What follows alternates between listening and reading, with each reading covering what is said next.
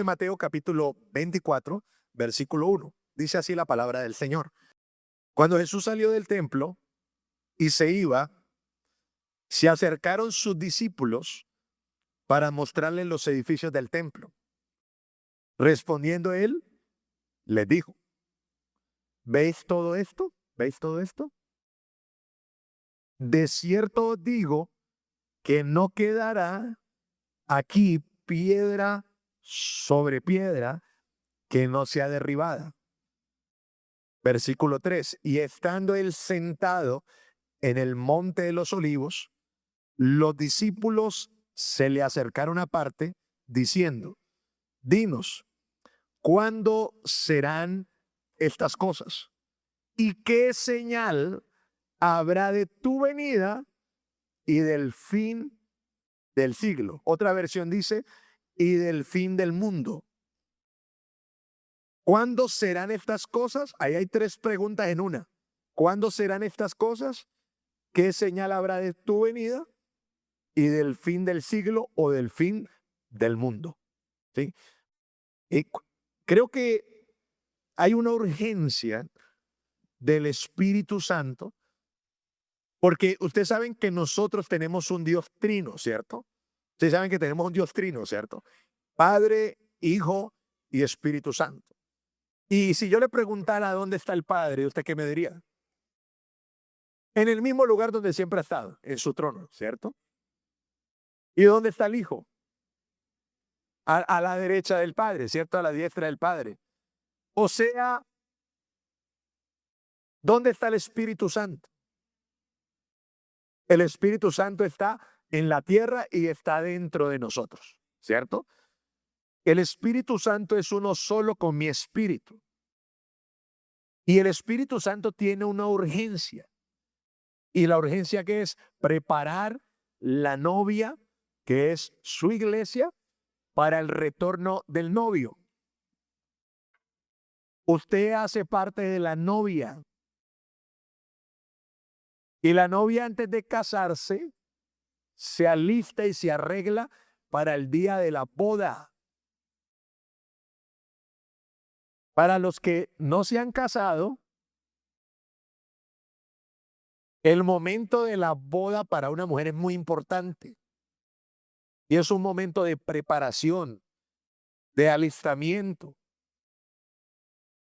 Es el tiempo donde ella va a ser honrada, donde ella va a ser valorada, donde ella va a iniciar su vida. En ese tiempo de la boda, ella va a revelar su verdadera naturaleza. Y la iglesia es la novia del Cordero. Y el Espíritu Santo tiene una urgencia por preparar a su iglesia para la venida de Cristo. Cuando usted lee el Nuevo Testamento, que se lo recomiendo que lo lea, léase el Nuevo Testamento y usted se va a encontrar con que versículo a capítulo usted se va a encontrar con el mensaje: Jesús regresa, Jesús viene. O sea, el mensaje de la segunda venida de Cristo está en todo el Nuevo Testamento. Pastor, ¿y por qué no está en el Antiguo? También en el Antiguo está. Pero en el Antiguo hay una relevancia en la venida de Jesús, la primera venida de Jesús. La primera venida de Jesús fue cuando vino, el Verbo se hizo carne y vino primero como un carpintero a trabajar durante 30 años en una carpintería y luego vino 3 años y medio a hacer el ministerio. Esa fue la primera venida de Cristo. Ahora, lo segundo que va a pasar es que Él va a volver a venir, Él va a regresar no como un carpintero, ¿cierto? No como un maestro, no como un profeta, sino como el Rey del universo. Él va a regresar. Y cuando Él regrese, Él va a instalar su reinado aquí en la tierra. De eso vamos a hablar también, del milenio. Él va a gobernar la tierra. Y antes de gobernar la tierra, Él va a derrotar los enemigos de su pueblo y de su iglesia. Y va a establecer su trono aquí en la tierra. Usted tiene que estar en ese gobierno. Usted tiene que hacer parte de ese gobierno. Yo en ese gobierno mínimo voy a ser un magistrado. Sí. Yo estoy haciendo el curso acá de dirigir, ¿sí? ¿Para qué? Para que El Señor en su gobierno, Él me coloque en su posición. Porque le voy a decir una cosa, este mundo está siendo gobernado por el maligno. O sea, este mundo lo gobierna Satanás. ¿No se ha dado cuenta? Sí, el mundo está gobernado por el diablo. El sistema del mundo está gobernado por el maligno. Por eso, cuando uno voltea a mirar la esperanza en la Escritura y comienza a encontrar que la venida de Cristo es un tema fundamental para el creyente. El creyente debe tener como fundamento 4 cosas de Jesús: su nacimiento, su muerte, su resurrección y su regreso, su retorno, ¿cierto? Ese es el fundamento de la fe de nosotros. Ahora, con tristeza lo puedo decir que la iglesia de hoy no tiene ese fundamento. La iglesia de hoy, usted va, ¿por qué va a la iglesia? No, yo voy a la iglesia para que Dios me ayude. ¿Por qué va a la iglesia? No, para que Dios me haga un milagro, para que me vaya bien. Ey, eso es secundario. Eso es secundario. Para arreglar mis problemas. Mire, escúcheme, sus problemas Dios los va a arreglar sin mucho esfuerzo. ¿Sabe cómo Dios va a arreglar sus problemas? Cambiándolo a usted. Cambiándome a mí. Porque los problemas existen es por mi conducta, por mi forma de vida. Pero el fundamento de nuestra fe está basado en que Jesús vino a la tierra, se hizo hombre, murió por nosotros, resucitó al tercer día y Él va a retornar por su iglesia. Ese es el fundamento de nuestra fe. Si usted no cree en eso, apague y vámonos. O sea, si usted y yo no creemos en eso, podemos colocar un partido de la Premier League ahorita y vernoslo acá. Sí, porque entonces nada de lo que haríamos tendría sentido. Tenemos sentido porque nuestra fe está puesta en Jesús. Nuestra fe está puesta en el Hijo de Dios. Nuestra fe está puesta en Cristo Jesús. Pero con tristeza lo digo, hoy la iglesia usa el nacimiento de Cristo para hacer fiestas familiares, para hacer fiestas paganas, para hacer negocios. La gente dice, vamos a celebrar que Jesús nació. Ok, vamos a celebrar que Jesús nació. ¿Qué vamos a hacer? Vamos a comer. Ah, ok. Vamos a celebrar que Jesús nació. Vamos a comprar ropa. Ok. Vamos a celebrar que Jesús nació. ¿Qué vamos a hacer? Vamos a montar un árbol y me voy a disfrazar de Papá Noel. Ah, ok. ¿Y eso qué tiene que ver con Jesús?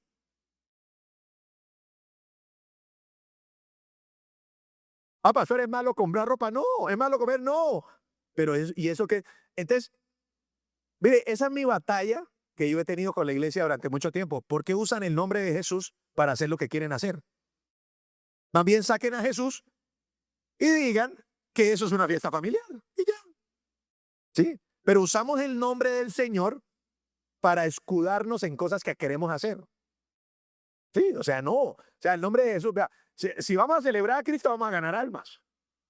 Si vamos a celebrar a Jesús, vamos a orar. Si vamos a celebrar a Jesús, vamos a adorar. Pero usted va a ver diciembre, la gente descarría, la gente mata, la gente no es nada espiritual. No es Cristo lo que celebramos. El mundo no celebra a Cristo, el mundo celebra sus vacaciones. Por ejemplo, Semana Santa. ¿Semana qué? ¿Semana qué? ¿Qué santa tiene? Va usted a Santa Marta y la gente vestida santa en Santa Marta, en cueras. Me vine de Semana Santa aquí a... Mejor no diga que va a hacerte en Semana Santa, mejor no diga nada de eso, vayan de vacaciones y ya. No use el nombre del Señor.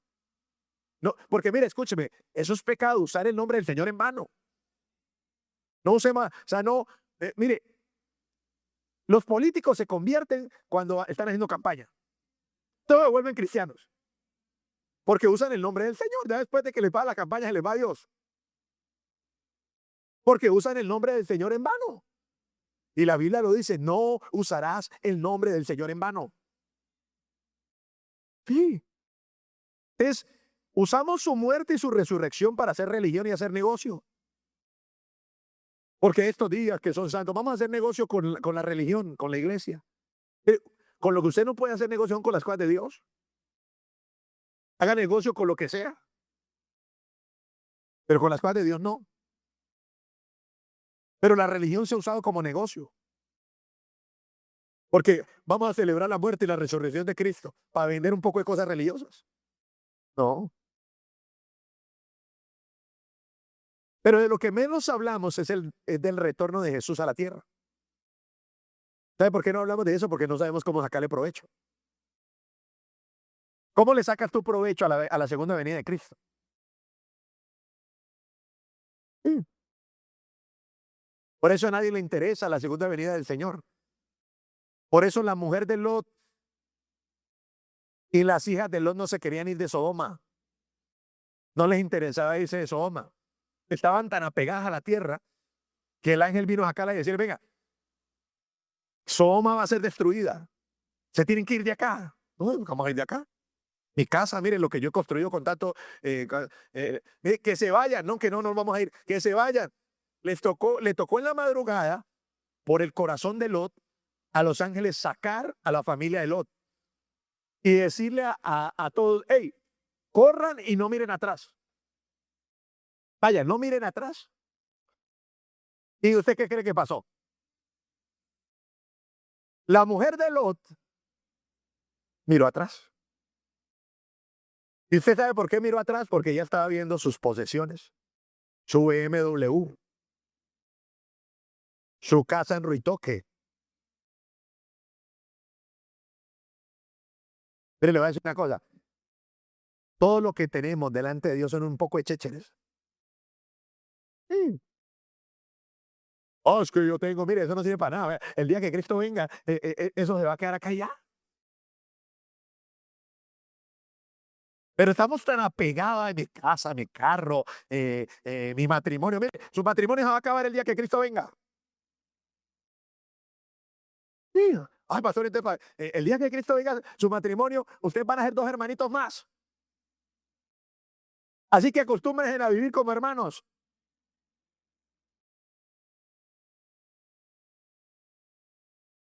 Porque no me la imagino allá en la nube diciendo, hey, agárrame la mano, no, hasta aquí.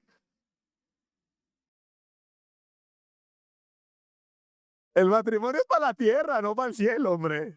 Matrimonio es para hacernos compañía acá. A ver. Pero mire, le voy a decir una cosa. Por eso es que nosotros no vemos la segunda venida de Cristo como algo interesante para nosotros.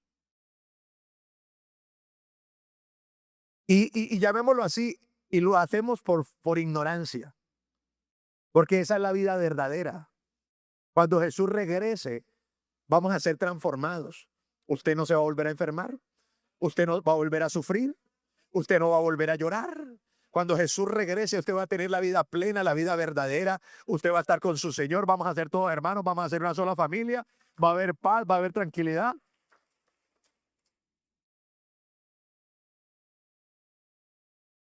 Por eso le vengo diciendo que Jesús regresa pronto y el día ni la hora nadie lo sabe, ¿cierto?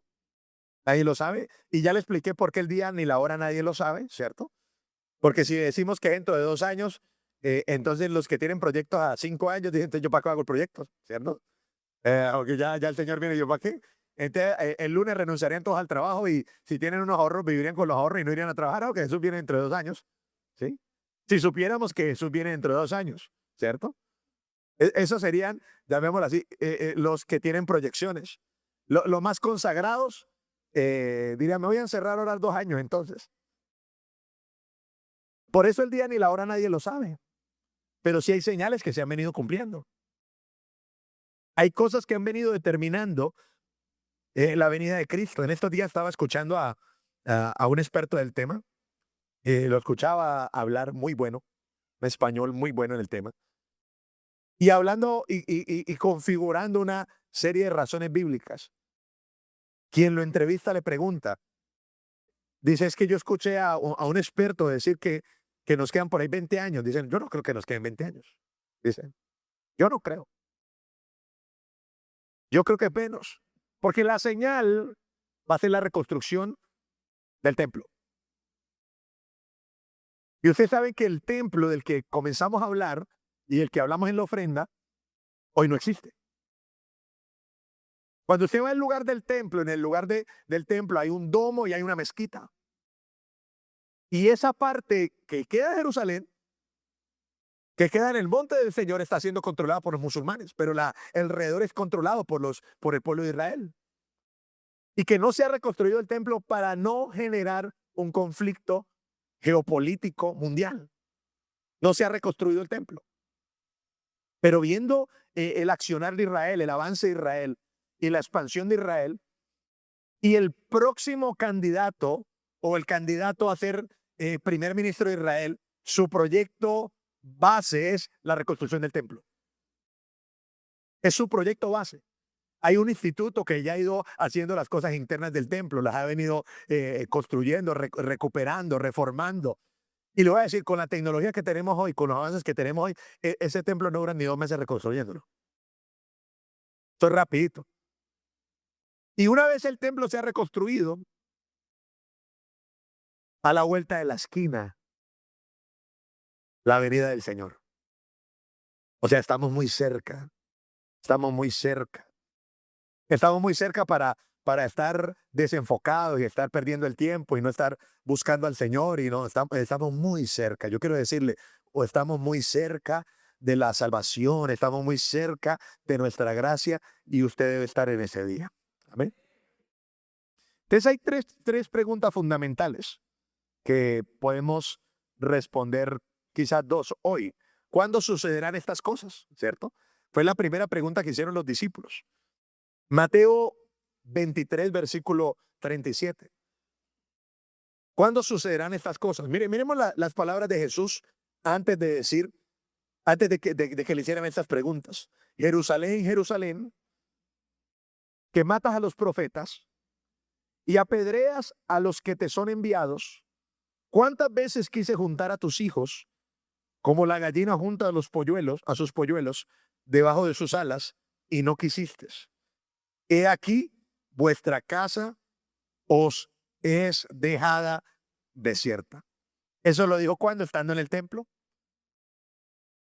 Eso lo dijo cuando él llevó su mensaje al pueblo de Israel y no lo quisieron escuchar.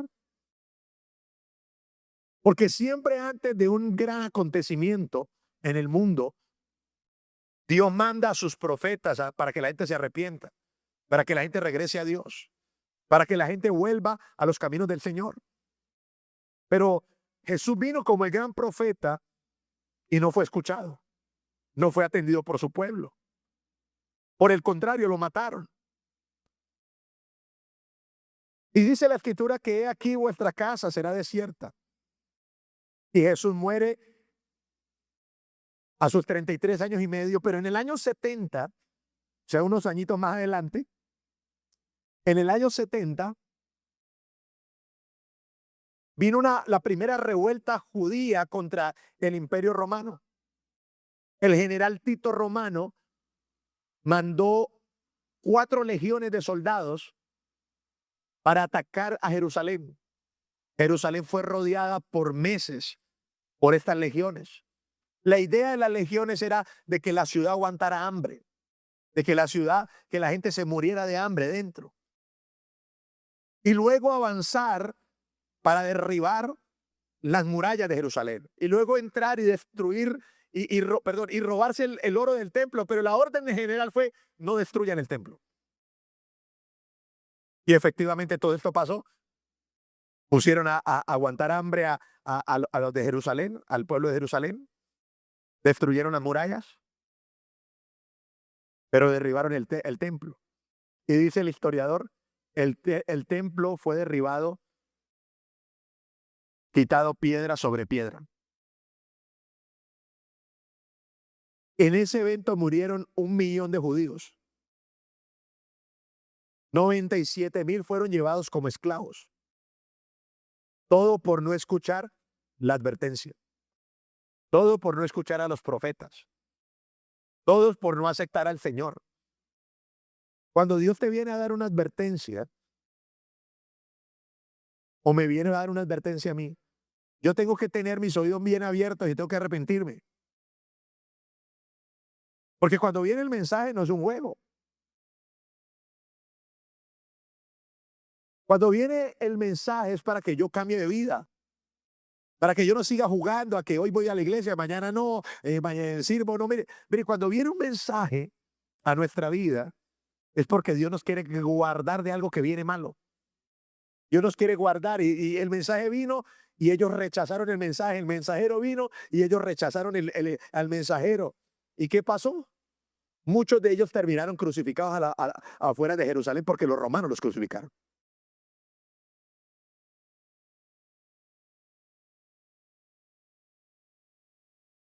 ¿Cuándo sucederán estas cosas? En el año 70. Unos añitos más adelante, el templo fue destruido. Y desde esa época, como lo decía el domingo pasado, hasta hoy no ha habido templo. Desde esa época de la historia hasta el día de hoy, no se ha levantado otra vez el templo. Porque, escúcheme, muchas de las profecías de Jesús se cumplieron en el primer siglo. Pero la pregunta es, ¿qué señal habrá de la venida de Jesús y del el fin de los siglos? Cuando hablamos de la palabra señal es un signo, un gesto o un aviso de algo que viene. Cuando tú vas por una carretera y tú ves la señal, tú sabes que viene. Tú ves una curva, hey, la curva a la derecha, tra. Curva a la izquierda, tra. Giro en U, tra. O sea, la señal aparece antes de que sucedan las cosas. Y la señal aparece no muy lejos, aparece antes, bien antes, para prepararme a mí para lo que viene. Las señales han venido como avisos y el ser humano no ha prestado su atención. Y yo le voy a hablar de 4 grandes señales el día de hoy. 4 grandes señales. Quizás usted no las ha percibido porque usted piensa que un meteorito caiga a la Tierra o que aparezca los marcianos y ya no, vea. Le voy a hablar de las señales bíblicas, las señales bíblicas. Número 1, la primera gran señal bíblica antes de la venida de Cristo se llama el engaño. Mateo 24:4. Mateo 24:4. Respondiendo Jesús les dijo, no dejen que nadie los engañe. No deje que nadie los engañe. Estas palabras no estaban dirigidas al mundo. Estas palabras estaban dirigidas a los discípulos.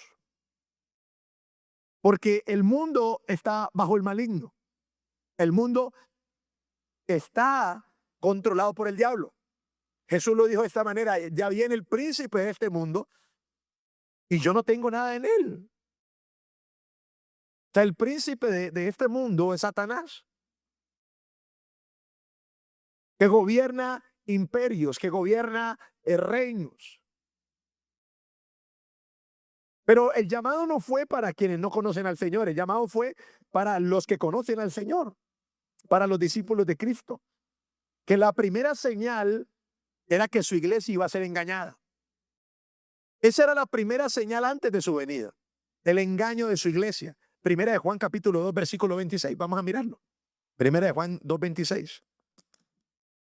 Os he escrito esto sobre los que ¿qué? Os engañan. Pero la unción que vosotros recibisteis, de él permanece en vosotros. Y no tenéis necesidad de que nadie os enseñe, así como la unción misma os enseña todas las cosas. Y es verdadera y no es mentira. Según ella os ha enseñado, permaneced en él. Escúchame. El engaño para la iglesia en este tiempo es una iglesia sin unción. El gran engaño para la iglesia es una iglesia sin Espíritu Santo. Una iglesia sin mover.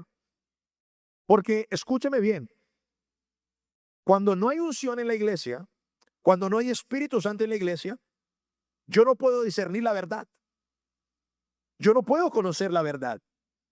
Porque es la unción que está en usted que le permite saber si lo que yo le estoy hablando es de Dios o no. Es la unción la que permite filtrar.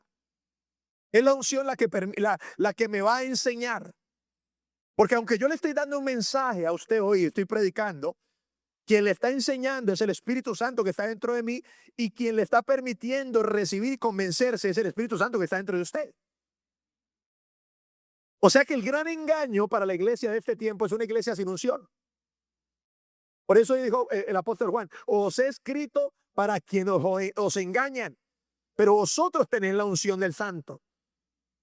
Una iglesia sin unción, una iglesia sin Espíritu Santo, una iglesia de moda, con estrategias humanas para atraer a la gente, para que pase un buen momento. O las iglesias parecen más club social. Ay, yo me siento chévere en la iglesia. Dijo que días alguien que yo conozco: estoy feliz y estoy juicioso. Estamos juiciosos, bien juiciosos. Estoy en realidad, estoy bien juicioso. Y está viviendo en fornicación. Yo le digo: ¿usted está juicioso? Está en pecado. Yo no le veo esos juicios. Eso se llama pecado.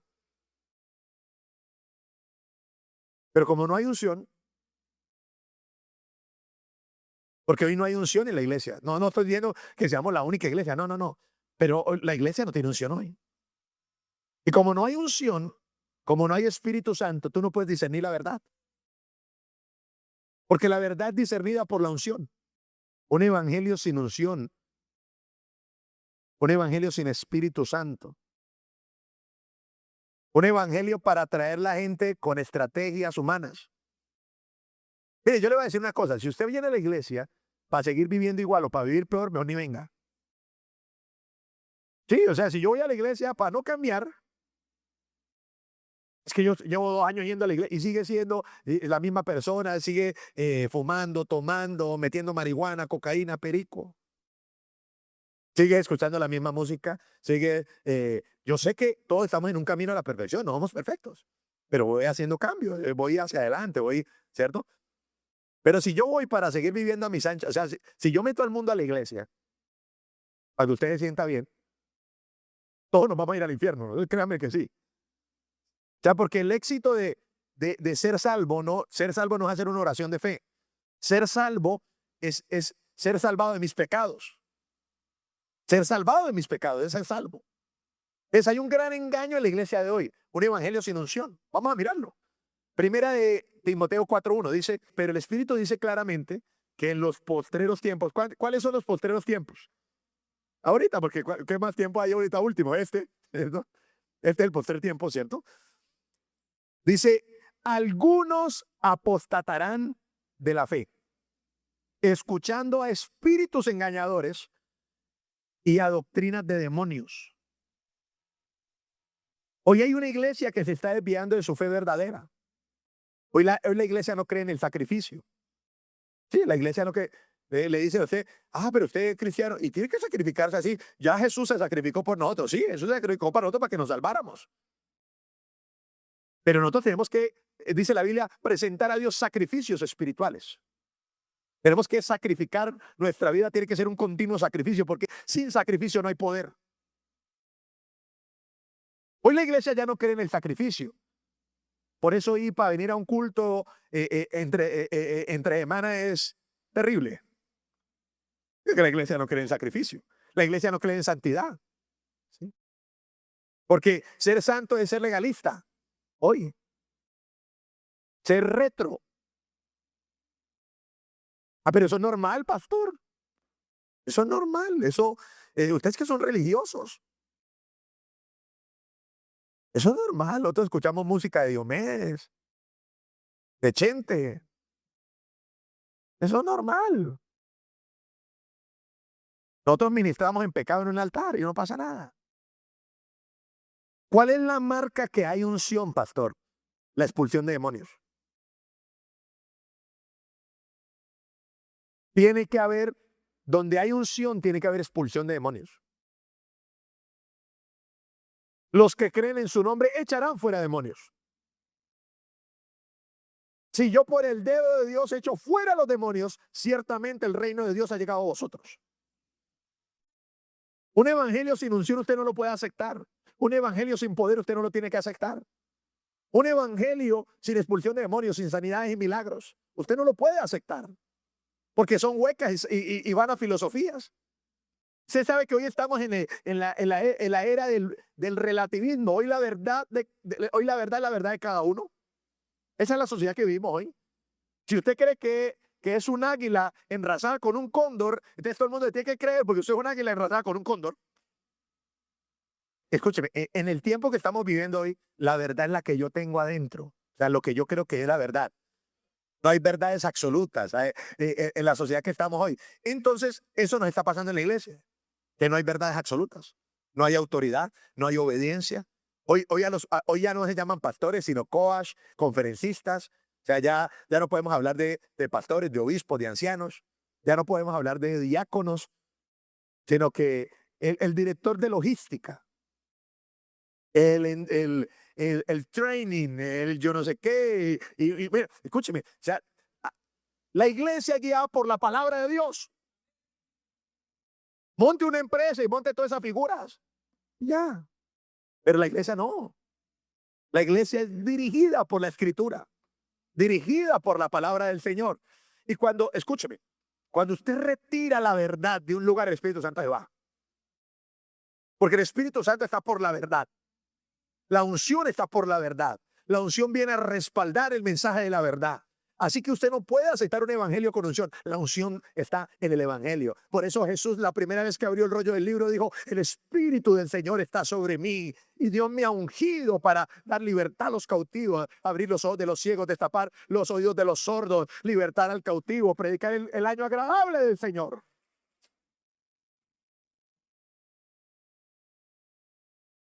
Y la gente decía: ¿y este de dónde apareció? Si ese era el hijo del carpintero.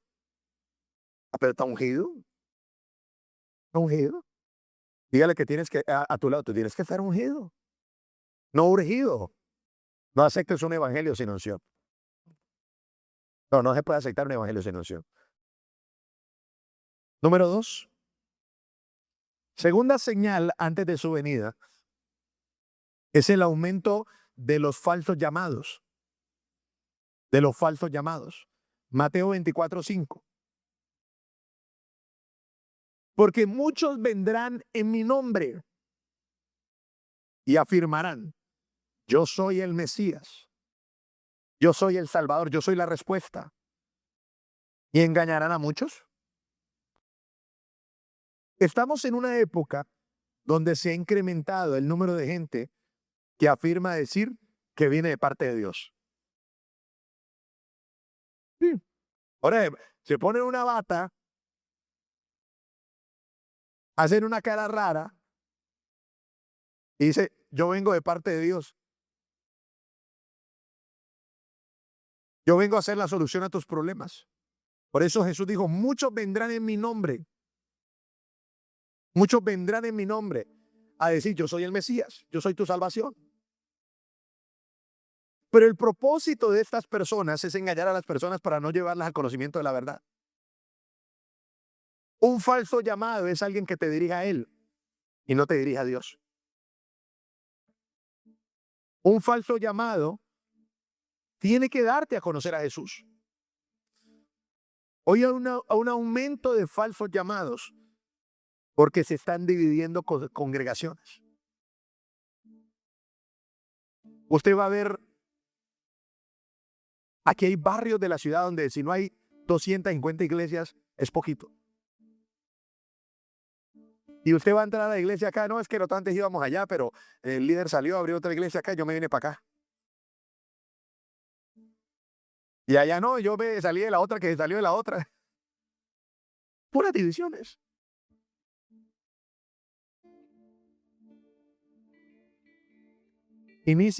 Los falsos llamados inician dividiendo una congregación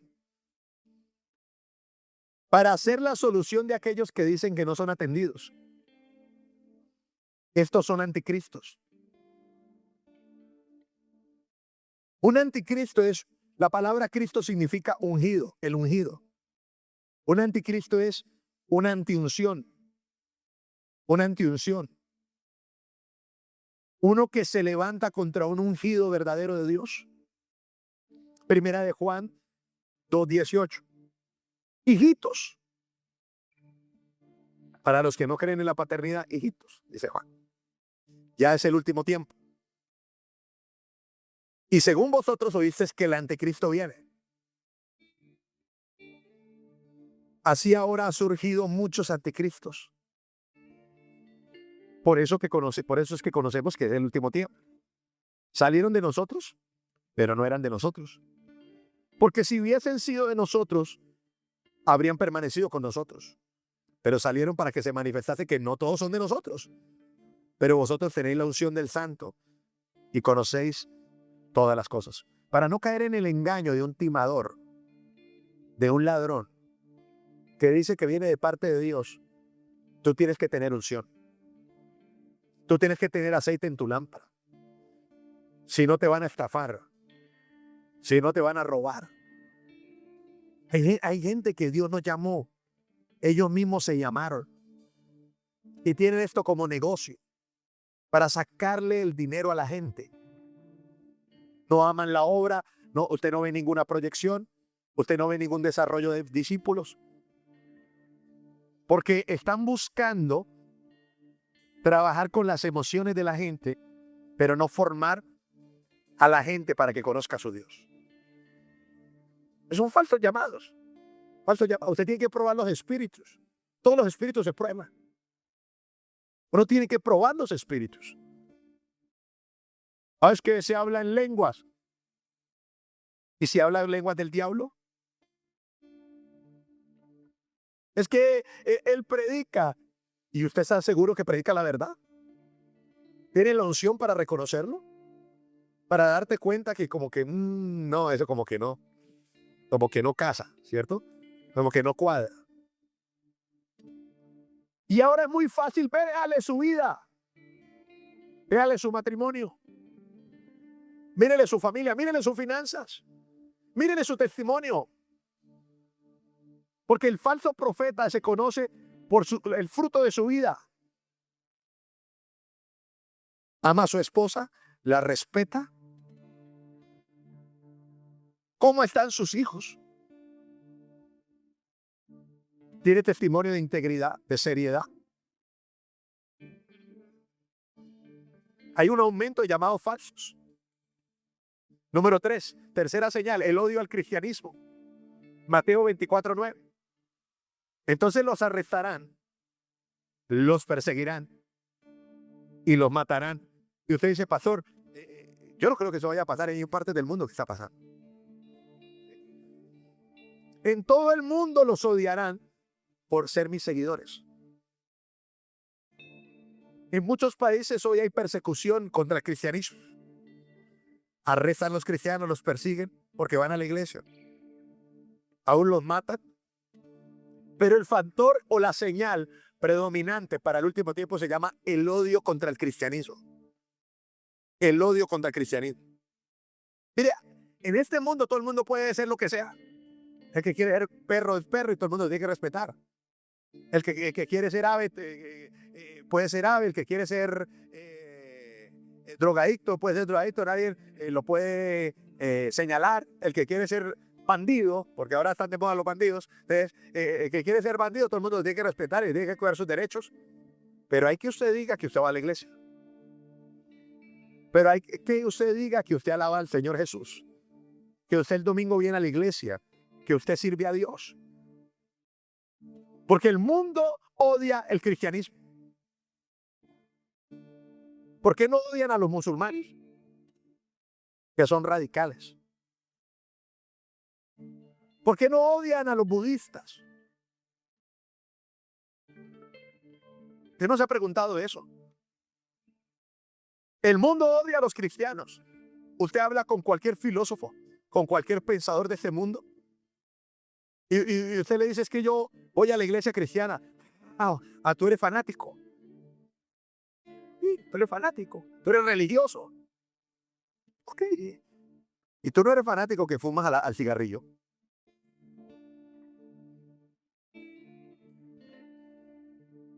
Hoy hay un odio preponderante a Israel y al cristiano.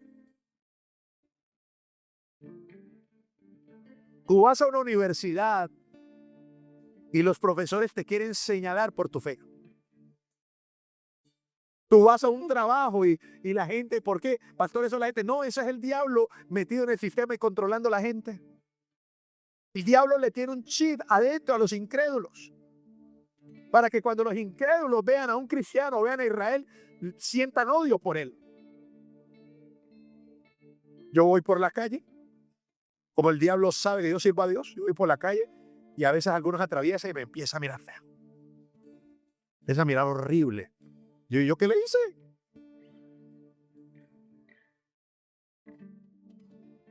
Ah, pero usted es cristiano. Mire, siga pensando que usted es cristiano y que no se tiene que defender. Y el día que usted menos piense, el diablo lo va a atacar con todas las fuerzas. Jesús, antes de ir a su entrega, le dijo a Pedro: hey Pedro, ¿te acordás que yo te dije que no llevara la espada y que no llevara la bolsa? Ahora sí, eche la espada. Eche. Lo que viene es duro, ¿no? Mire, en Estados Unidos hay gente endemoniada que ha entrado a iglesias a disparar en plenos servicios.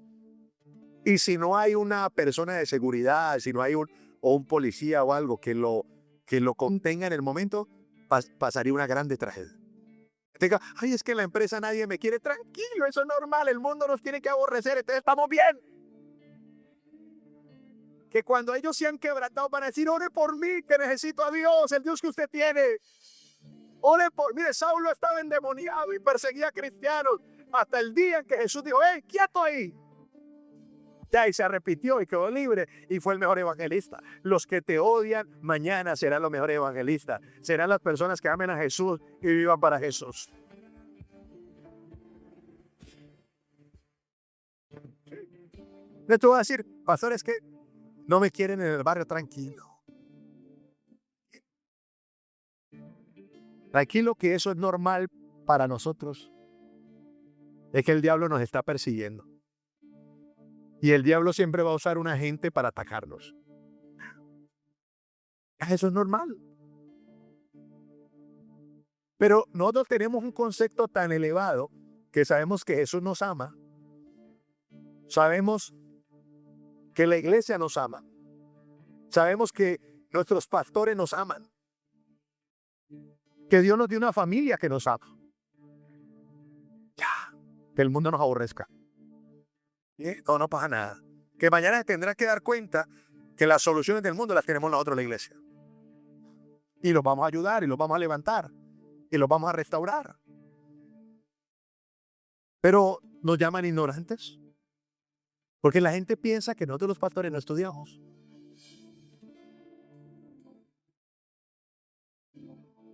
La gente piensa que nosotros los pastores no hacemos negocios. No trabajamos en otras cosas. Porque el mundo nos aborrece. Porque quien odia habla, pero no es capaz de sostener lo que dice. Porque hay odios infundados. Hay gente que odia a gente sin saber. Es que yo lo odio a él. ¿Y qué te hizo? No sé, pero yo lo odio.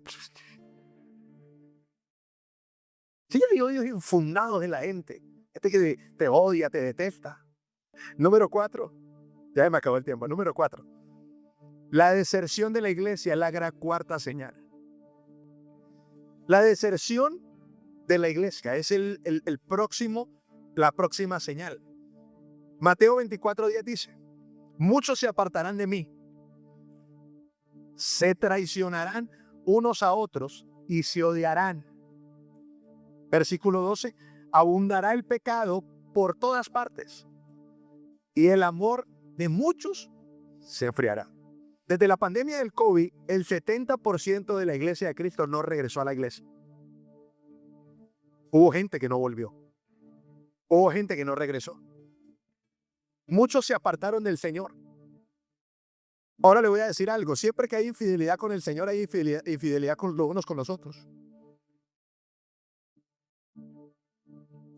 Y estamos en un mundo donde el odio ha aumentado porque hay menos luz para irradiar el mundo en el que vivimos. Hoy la gente se traiciona unos con otros. Hay infidelidades por doquier. Porque la gente se ha apartado del Señor. Cuando usted va a ver iglesias llenas, usted va a comenzar a revisar y no, la gente no está cerca del Señor. La gente está muchas veces cerca de la iglesia, del pastor. La gente está cerca de los negocios, porque hay gente que viene a la iglesia solo a hacer negocios. Pero no están cerca del Señor. De toda esa gente que hay allá, vamos a mirar si están por el Señor. Porque ha habido deserción del Señor. La gente se ha apartado del Señor. La gente ha dejado a Jesús. La evidencia de eso son las traiciones. Hay un aumento en las traiciones. Mire, no hay una época de la historia donde hayan habido más infidelidades que esta. Más divisiones que esta. El carácter de los hombres de este tiempo es un carácter de traición. La gente está siendo forjada en un espíritu de lealtad, de traición. Hoy usted habla de lealtad y a la gente le retiñen los oídos hablar de lealtad. Decirle a una persona que puede durar en una empresa toda una vida, eso es dolor dentro de una persona, por dentro. Es que yo tengo que ser independiente. Es que... ¿No has pensado que el camino de la fidelidad te puede dejar grandes cosas? Mateo 24:3 dice, 13 dice, pero el que se mantenga firme hasta el fin será salvo. Y se predicará la buena noticia acerca del reino por todo el mundo, de manera que todas las naciones la oirán, y entonces vendrá el fin. Después de haber escuchado estas 4 señales, que son algunas señales, la pregunta es, ¿vamos a perseverar hasta el final? ¿Vamos a continuar en nuestra fe? Creyéndole a Jesús en nuestro propósito. Vamos a mantenernos hasta que Jesús regrese por nosotros. ¿Puedes perseverar en una vida de la palabra, de la oración, del ayuno, del servicio? Porque le voy a decir una cosa, el evangelio va a ser predicado en todo el mundo. Porque el Espíritu Santo va a hacer la tarea. Él va a usar a quien tenga que usar y va a usar el medio que tenga que usar para predicar el evangelio a todo el mundo. Y la gran señal del último tiempo es la predicación del evangelio a todo el mundo. Con el aumento de la tecnología, estoy totalmente seguro que esa misión se va a llevar a cabo muy pronto. Antes, lo que le costó a Wesley montarse en un caballo para darle la vuelta en los circuitos de predicación, le costaba semanas enteras. Hoy usted coge un avión y en 2 horas está en otro país. Hoy coge usted un avión, en 10 horas está en España. Hoy coge usted un transporte, en menos de nada está al otro lado del país. Hoy, a través de los medios digitales, podemos llegar a donde no hemos podido llegar quizás antes. O sea, el evangelio va a ser predicado por todo el mundo. Y entonces va a venir el fin, y creo que esto va muy rápido. La pregunta es, ¿yo voy a perseverar hasta el final? El día que Cristo venga, yo me voy a mantener con el aceite de mi lámpara. Yo voy a seguir siendo el mismo cristiano con fuego, el mismo cristiano con amor y compasión por la obra del Señor. Porque el que persevere hasta el fin, este será salvo. Vas a continuar salvo el día que Jesús regrese. O vas a abortar por la persecución, o vas a abortar por la traición, o vas a caer en el engaño, o vas a permanecer firme. Es que no volví a la iglesia porque me peleé con mi marido. Vas a perseverar hasta el final. Es que no volví a orar, a ayunar, porque estoy muy ocupado. Vas a perseverar hasta el final.